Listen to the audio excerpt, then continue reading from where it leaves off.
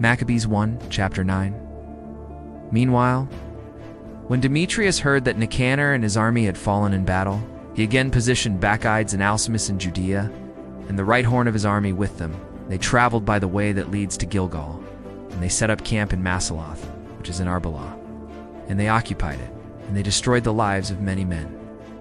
In the first month of the 152nd year, they positioned the army near Jerusalem, and they rose up and went to Berea with 20,000 men and 2,000 horsemen.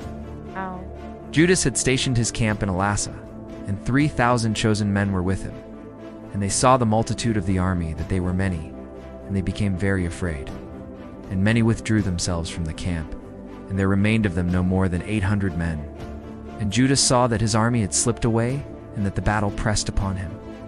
And his heart was shattered, because he did not have time to gather them together, and he was very discouraged. And so he said to those who were remaining, "Let us rise up and go against our enemies. Perhaps we may be able to fight against them." But they dissuaded him, saying, "We will not be able, but let us try to save our lives and return to our brothers, and then we will fight against them, for we are but few." And Judas said, "Far be it from us to do this thing, so as to flee away from them.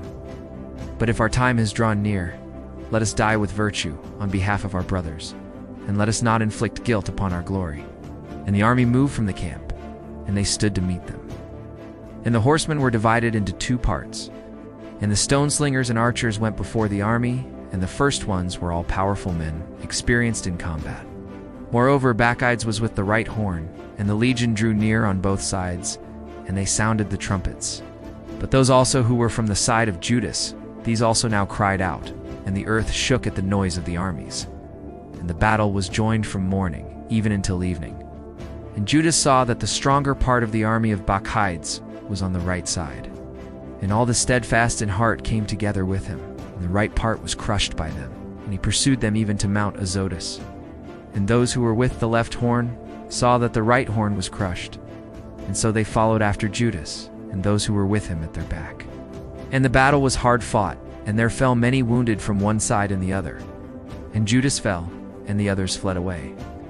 And Jonathan and Simon carried Judas, their brother, and they buried him in the sepulcher of their fathers, in the city of Modin. And all the people of Israel wept for him with a great wailing, and they mourned him for many days. They said, "Such a powerful man has fallen, who accomplished the salvation of the people of Israel." But the rest of the words about the wars of Judas and the virtuous acts that he did, and his magnitude, have not been written, for they were very many. And it happened that, after the death of Judas, the iniquitous began to emerge in all the parts of Israel, and they began to encourage all those who worked iniquity. In those days there occurred a very great famine, and the entire region handed itself over to Bacchides. And Bacchides chose impious men, and he appointed them as rulers of the region. And they sought out and persecuted the friends of Judas, and they led them to Bacchides, and he took vengeance on them and abused them. And there occurred a great tribulation in Israel, such as had never been, since the day that there was no prophet seen in Israel.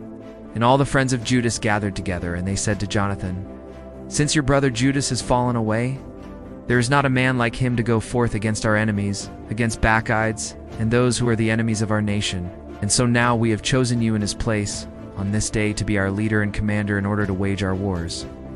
And so at that time, Jonathan took upon himself the leadership, and he rose up in the place of Judas' brother. And Bacchides knew of it, and he sought to kill him. And Jonathan and his brother Simon knew of this, and so did all who were with them. And they fled into the desert of Tekoa, and they settled by the water of Lake Asphar. And Bacchides knew of it, and on the day of the Sabbath he himself arrived, with all his army, across the Jordan. And Jonathan sent his brother, a commander of the people, to ask the Nabateans, his friends, to lend them their equipment, which was abundant. And the sons of Jambri went forth from Medeba, and they captured John and all that he had, and they went away in possession of these. After these events, it was reported to Jonathan and his brother Simon that the sons of Jambri were having a great marriage celebration, that they would be leading the bride, a daughter of one of the great leaders of Canaan, out of Medeba, with great fanfare. And they remembered the blood of John, their brother. And they went up and hid themselves under the cover of the mountain. And they lifted up their eyes and saw, behold, a tumult and a well-prepared multitude. The bridegroom proceeded, with his friends and his brothers, to meet them with timbrels and musical instruments and many weapons. And they rose up against them out of ambush, and they killed them, and there fell many wounded. And the remainder fled into the mountains, and they took all their spoils. And the marriage celebration was turned into mourning, and the voice of their musical instruments into lamentation. And they took revenge for the blood of their brother, and they returned to the bank of the Jordan. And Bacchides heard about this, and he came on the day of the Sabbath all the way to the coast of the Jordan with a great force. And Jonathan said to his own, "Let us rise up and fight against our enemies, for it is not today as it was yesterday or the day before. For behold, the war is before us, and truly, with the water of the Jordan here and there, and the banks, and the marshes, and the woods, there is no place for us to turn aside. Therefore, cry out now to heaven, so that you may be freed from the hand of your enemies." And they joined together in warfare. And Jonathan extended his hand to strike Bacchides, but he turned away from him in retreat. And Jonathan and those who were with him leaped forward into the Jordan, and they swam across the Jordan to them. And there fell from the side of Bacchides on that day 1,000 men. And they returned to Jerusalem. And they built fortified cities in Judea, the fortification that was in Jericho, and in Emmaus, and in Betharon, and in Bethel, and Timnath, and Pherathon, and Tephan, with high walls, and gates, and bars. And he stationed garrisons in them, so that those in Israel became trained in warfare. And he fortified the city of Bethsur, and of Gazara, and the stronghold, and he stationed auxiliaries in them, with supplies of rations. And he took the sons of the leaders of the region for hostages, and put them in the stronghold in Jerusalem under guard. Now in the 2nd month of the 153rd year, Alcimus instructed that the walls of the inner court of the sanctuary be destroyed, that the works of the prophets be destroyed, and he began to destroy them. At that time Alcimus was struck, and his works were hindered, and his mouth was closed shut, and he was weakened with paralysis, so that he was no longer able to speak a word, nor to give orders concerning his house. And Alcimus died at that time, in great torment. Bacchides saw that Alcimus was dead, and he returned to the king. The land was quiet for 2 years.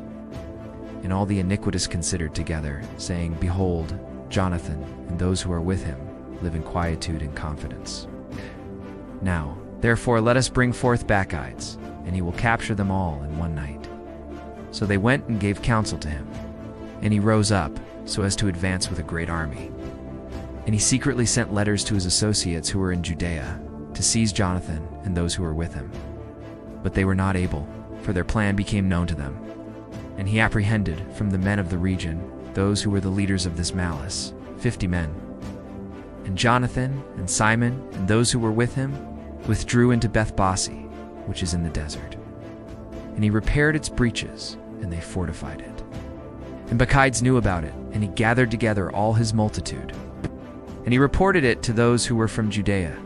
And he came and made camp above Bethbasi. He fought against it for many days, and he made machines of war. But Jonathan left behind his brother Simon in the city, and he went out into the country, and he approached with a number of men, and he struck Odomera and his brothers and the sons of Phazaron in their tents. And he began to slaughter and to increase in forces. In truth, Simon and those who were with him went forth from the city and burned the machines of war, and they fought against Bacchides, and he was crushed by them. They afflicted him greatly, because his counsel and his meetings were in vain. And he was angry with the men of iniquity who had given him counsel to come into their region, and he killed many of them. But he decided to depart with the remainder into their country. And Jonathan knew of it, and he sent ambassadors to him to arrange a peace with him, and to restore the captives to him. And he accepted it willingly, and he acted according to his words, and he swore that he would do him no evil all the days of his life. And he restored to him the captives which he previously had been given from the land of Judah.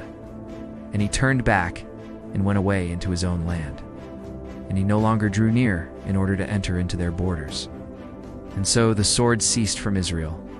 And Jonathan lived in Michmash, and in that place Jonathan began to judge the people, and he destroyed the impious out of Israel.